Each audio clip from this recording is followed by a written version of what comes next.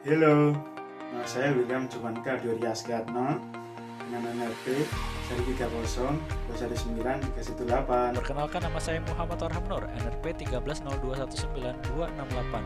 Halo, nama saya Muhammad Fauzan Abadi dengan NRP 130219251.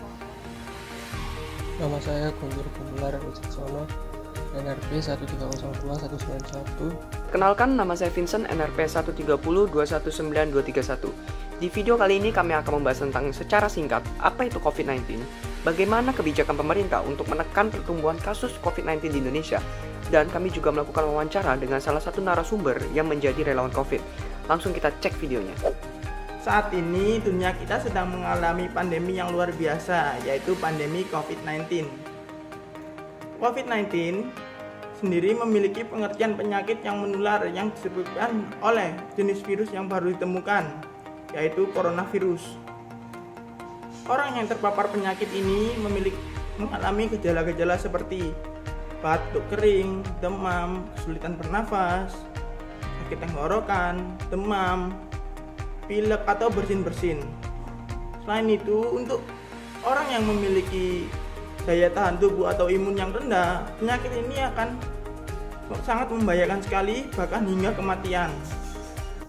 Berdasarkan data yang terlampir di worldometers.info, sudah ada kasus positif COVID-19 sebanyak 30 juta lebih yang terjadi di dunia. Salah satu negara yang terkena dampak dari COVID-19 ini adalah negara Indonesia. Di Indonesia, kasus positif dari corona ini sendiri per tanggal 20 September 2020 sudah mencapai angka 240 lebih orang. Hal ini tentu saja menyebabkan berbagai kerugian dari berbagai aspek negara. Salah satunya adalah aspek ekonomi. Melihat hal ini, tentu saja pemerintah membuat beberapa kebijakan, salah satunya adalah melakukan PSBB atau pembatasan sosial skala besar di setiap daerah dan melakukan kebijakan new normal di beberapa daerah yang sudah dapat menekan angka kasus corona ini. Ini saya akan menjelaskan apa itu PSBB dan new normal. PSBB sendiri merupakan salah satu peraturan yang sudah diatur di dalam Peraturan Pemerintah Nomor 21 Tahun 2020 Pasal 1 yang menjelaskan bahwa pembatasan sosial berskala besar ini merupakan pembatasan kegiatan tertentu dalam suatu wilayah yang sudah terinfeksi coronavirus disease atau yang lebih kita kenal dengan COVID-19. PSBB itu sendiri merupakan salah satu strategi pemerintah untuk mencegah kemungkinan terjadinya penyebaran COVID-19. Sedangkan new normal merupakan salah satu cara pemerintah untuk mempercepat penanganan COVID-19 dalam dua aspek, yaitu aspek kesehatan dan sosial ekonomi. Pada setiap daerah biasanya memiliki cara tersendiri dalam mengimplementasikan ataupun mempraktekkan kebijakan dari pemerintah. Ini salah satunya di daerah Sidoarjo, Taman, Tawangsari, Permai. Di sini kami dari kelompok 7 akan melakukan wawancara dengan saudari Meraldharma Aurelia Putri sebagai relawan COVID. Mari saksikan videonya.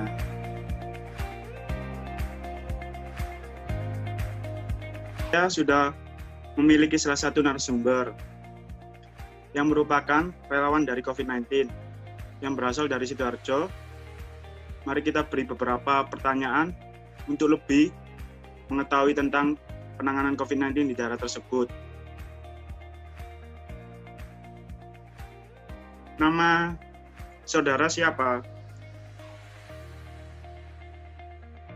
Nama saya Meraldharma Aurelia Putri.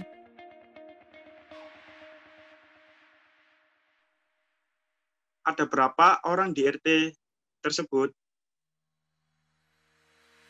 Di tempat relawan saya ada sekitar 432 orang yang tinggal di situ. Apa pengamanan yang dilakukan warga tersebut? Pengamanan untuk COVID-nya. Ya.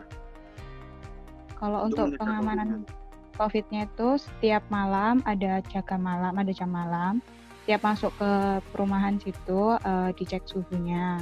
Kemudian juga setiap 2 minggu sekali ada penyemprotan disinfektan di seluruh halaman rumah. Baik, tadi kan sudah dijelaskan. Kira-kira ada nggak lagi kegiatan yang dalam pencegahan COVID selain yang tadi itu? Kalau untuk itu banyak sih kok, dari anjuran RT-nya juga tiap ada warga yang dari luar kota itu harus melampirkan rapid test baru nanti boleh memasuki kawasan perumahan tersebut. Tapi kalau nggak ada ditolak untuk masuk seperti itu. Dan penggunaan masker selalu diingatkan pada ketua RT-nya. Terus dalam masa pandemi ini masih adakah yang kegiatan gotong royong di sekitar rumah?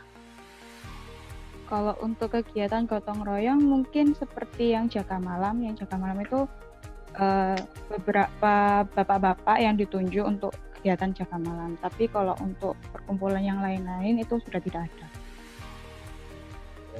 Kira-kira untuk saat ini apa masih ada warga yang bandel dengan protokol kesehatan ini? Mungkin bandelnya karena kalau keluar rumah jarang pakai masker, itu aja sih.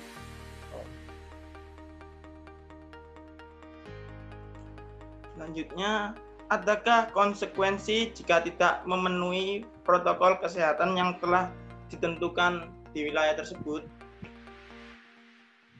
Kalau untuk konsekuensinya sendiri dari Bapak Ketua RT-nya itu tidak memberikan. Tapi jika tidak mengikuti protokol kesehatan, kegiatan apapun itu tidak diberikan izin. Seperti itu.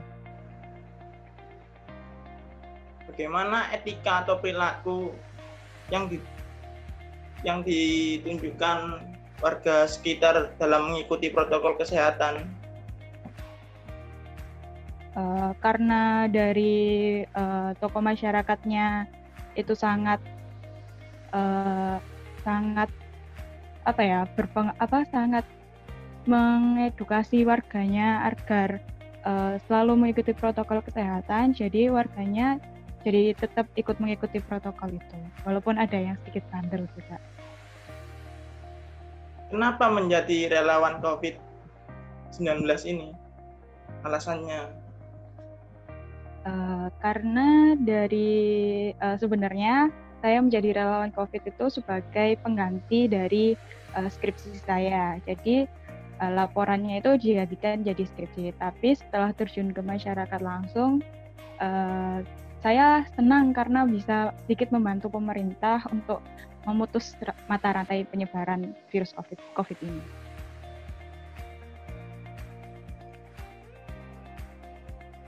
Kemudian, apakah ada pengalaman tersendiri atau bagaimana rasanya saat menjadi relawan COVID itu?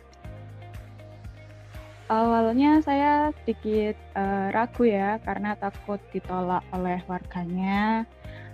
Tapi setelah terjun langsung, alhamdulillahnya semua warganya bersikap mengikuti saya, terus sangat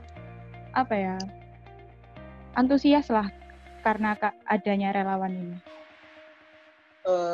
Kemudian tanggapan saudara atau perasaan apa yang Anda rasakan saat banyak masyarakat yang masih melanggar protokol kesehatan di lingkungan tertentu? Perasaan saya ya sedikit jengkel. Saya sudah mengedukasi lewat chat via grup WhatsApp di RT tersebut. Bapak RT juga sudah mengingatkan, terus kemudian kemarin itu juga ada event bagi-bagi masker, tapi masih tetap aja kalau keluar rumah itu tetap tidak memakai masker. Kemudian ada nggak kayak pengalaman yang berharga atau nggak hikmah dari menjadi salah satu relawan COVID di daerah tersebut? Atau pengalaman yang bisa dipetik lah dari jadi relawan COVID? Kalau itu ya, kan apa yang direncanakan itu sangat mudah, tapi ketika terjun ke lapangannya langsung itu untuk prakteknya susah sekali ya. Dari komunikasi warganya itu susah untuk dibilangin ya, kayak gitu. Jadi kita jadi punya pengalaman baru. Oke, selanjutnya saya ingin bertanya, apa sih harapan Anda untuk para masyarakat tentang pandemi ini? Kayak harapan kedepannya memilikinya seperti apa? Harapan kedepannya sih untuk masyarakat, sekarang kan era new normal. Harapannya sih tetap melakukan sesuai protokol kesehatan, tetap mengikutinya, tetap memakai masker seperti itu. Bisa dimulai dari keluarga mengingatkan seperti itu. Terus untuk pertanyaan terakhir sebagai penutup, apa sih pesan Anda untuk masyarakat Indonesia saat ini? Pesannya ya itu tadi, tetap selalu menjaga kesehatan dengan mengikuti protokol kesehatan, jangan keluar rumah jika tidak ada kepentingan. Ya, terima kasih sudah menjadi narasumber untuk tugas kami ini. Wawancara tersebut, kita dapat mengetahui bahwa daerah tersebut telah menggunakan protokol COVID-19 dengan baik.